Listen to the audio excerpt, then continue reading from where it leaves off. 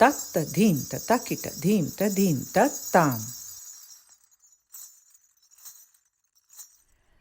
Hello there, welcome to my channel. My name is Padma Menon, and on this channel I share with you the practices and philosophy from ancient goddess tradition from my culture, which is India. And today I am going to share with you a simple practice of wandering without any purpose. You might wonder what is the value of such a practice. This is a really simple and ancient practice that is part of many goddess practices, and it is really about freeing ourselves from our addiction, or actually the mind's addiction and the mind's slavery to these frameworks of what is purposeful, what is meaningful, never doing something without knowing what the specific outcome is going to be. Underpinning all of goddess practices was this invitation to unconditional freedom. And we can't be unconditionally free when we are very limited by things that we already know. So when we have frameworks about what is useful, what is purposeful, what is valuable, they're all based on what we already know. They're based on what people will approve, people will celebrate and value, and they may not always be based on what is most required for us, for our consciousness, and for our being, and also what is going on in the world, because every time, every day, the world is changing, the consciousness of the world is changing. And I think for many of us, in the times we live in, this is very, very clear, that we're really living in times where the old ways of thinking, the old ways of meaning, the old ways of what is purposeful and what is valuable, it's really falling apart under our very noses. So this is a beautiful embodied contemplation where all our awareness and senses are alive to just what is happening in the moment. And rather than being still, which is really a mental thing because the body is always dynamic and moving, this is a really very present way. So when I use the word wandering aimlessly, in the mind it comes up with this feeling of, oh, I'm being passive. But actually you will see that in this practice there is a lot of presence and awareness as you are wandering aimlessly. Some of the animals that were associated with this practice, for example, is a crow. So as you're doing it, if you can think of if you can sense how the crow, when you watch the crow kind of wandering around, but how it's so alert and present. Or a stray dog. That's another practice. So the stray dog is part of the goddess Chinnamasta practice, and the crow is part of goddess Dhumavati practice. So you can see how the stray dog, it also wanders around purposelessly, or it seems to be, but it's very aware. It's got to take care of itself, and it's got to be aware of what's going on around it. So please join me in this practice. We start off with what is called the uneven steps. So quite literally this means that you will take one step and then the second step is going to be uneven.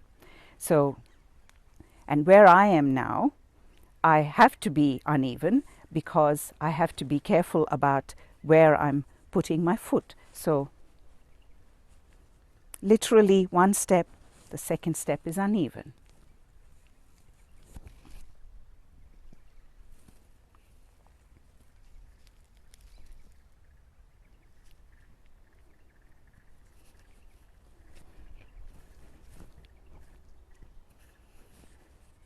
This is really good to do outside if you have a place where you can reasonably step without really endangering yourself. If you can imagine that you are in a place like this where you've got to be careful where you put your foot, or even if you're like in Dhumavati, goddess Dhumavati, it's like you're in a place of rubbish and decay, like rotting food, and you want to be just careful. So there is no way of going through it. It's like somebody has just left you here, and all you can do is just meander about.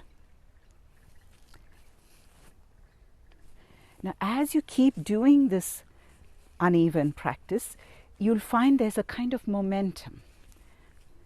And you may not need to look down quite so much. Unless, of course, you are where I am. So, yeah, it's a bit unsteady. Let it be.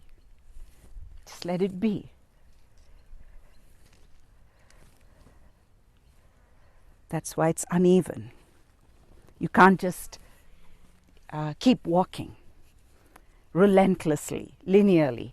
You got to find the place in between the sticks, in between the stones, in between the rubbish, in between the rotting food or whatever it is your place of meandering is going to be for you. So as you're doing it, it's important to drop into your weight. So you're not holding the weight up high, you're dropping into the weight, the hips are loose, and then you start now to begin to feel this kind of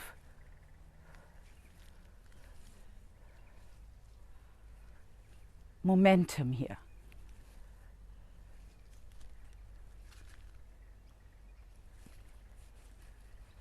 And you don't have to be ongoing, because just like the crow or a stray dog, you stop, you watch, and sense as you're watching. So you're taking in what's around you and that sensation in your body that's coming from this wandering, this meandering movement.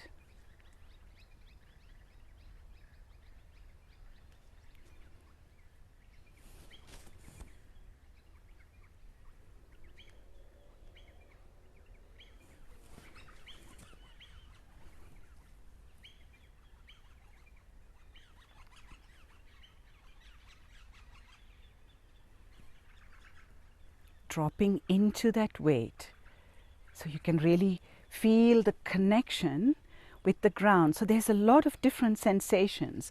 On the one hand, it's like you're meandering, but on the other hand, you have this connection to the earth, this weight that's doing something in this movement.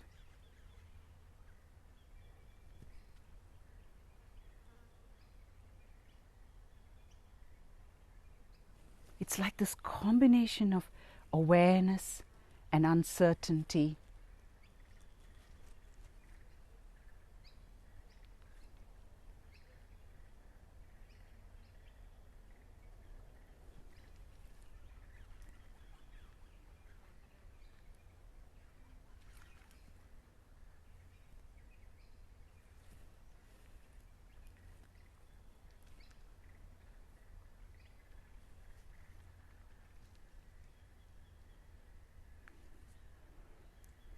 And when you've really enjoyed that, you've really enjoyed that spacious, aware, contemplative,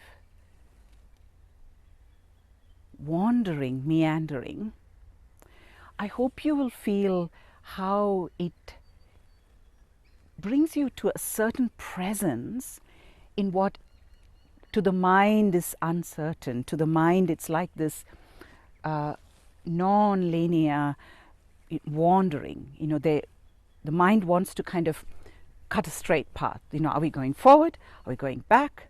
You know, where are we going? The mind wants a roadmap.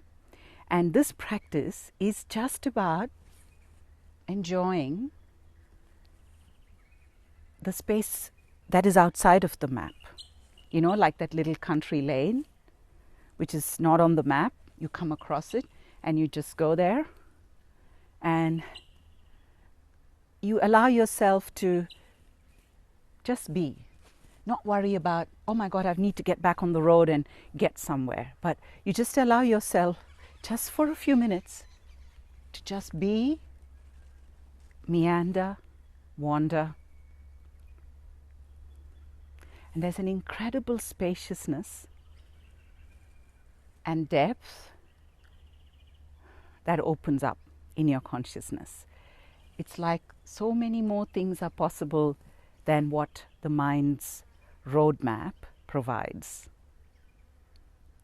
So I do hope that you will enjoy this practice, and I hope that in these times of very strong mental energies, wanting, are you signed up to this, or is this the answer, or is that the solution?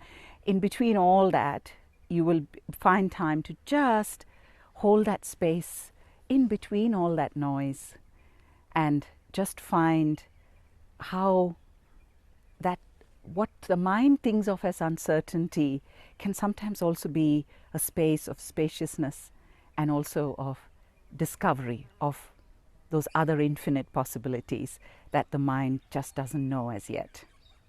Thank you again for your company, and I look forward to seeing you on this channel again.